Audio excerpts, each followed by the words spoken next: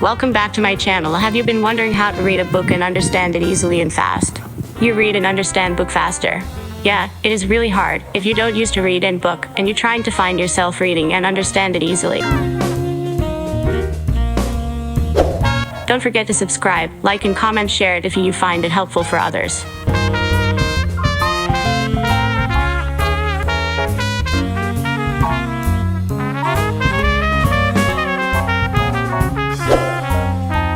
Understand genres and themes in most reading tests.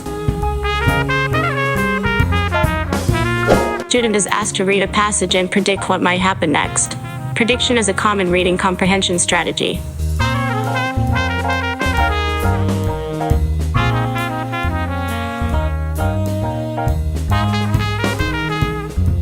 The purpose of this strategy is to make sure you're able to infer information from the clues in the text. Here's a passage to clarify this point. But if I told you that this passage was an excerpt from a thriller, that fact might impact your answer. Similarly, if I told you this passage came from a comedy, you'd make a very different prediction.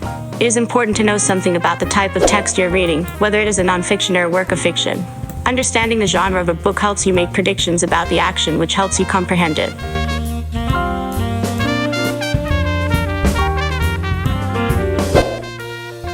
Read with tools. Anytime you read for the sake of learning, you should be reading actively.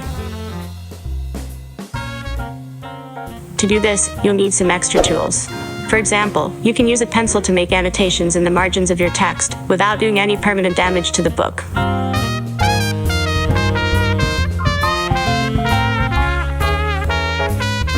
Another good tool for active reading is a pack of sticky notes. Use your notes to jot down thoughts, impressions, predictions, and questions as you read. A highlighter, on the other hand, is usually not as effective. Highlighting is a relatively passive act when compared to note-taking, even though it may seem like you are engaging with the text by highlighting it. However, highlighting during a first read can be a good way to mark passages that you want to revisit.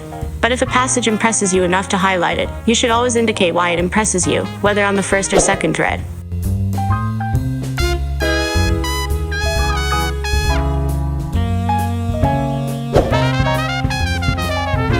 Develop new vocabulary. It's a no-brainer that you should take the time to look up new and unfamiliar words as you read.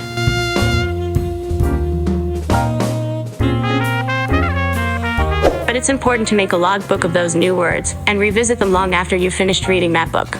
The more we study a subject, the more it sinks in. Be sure to keep a logbook of new words and visit it often.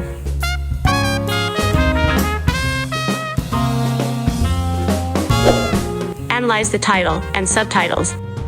The title is often the last thing to be adjusted once a writer has finished writing. Therefore, it may be a good idea to consider the title as a final step after reading.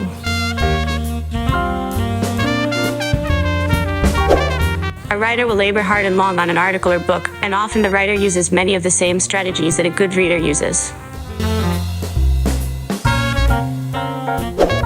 Writers edit the text and identify themes, make predictions, and annotate. Many writers are surprised by the twists and turns that come from the creative process. Once a text is completed, the writer may reflect on the true message or purpose as a final step and come up with a new title. This means you can use the title as a clue to help you understand the message or purpose of your text after you've had some time to soak it all in.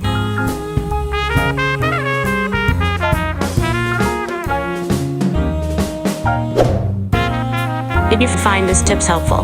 Let us know in the comment section below. Don't forget to subscribe, like, comment, and share.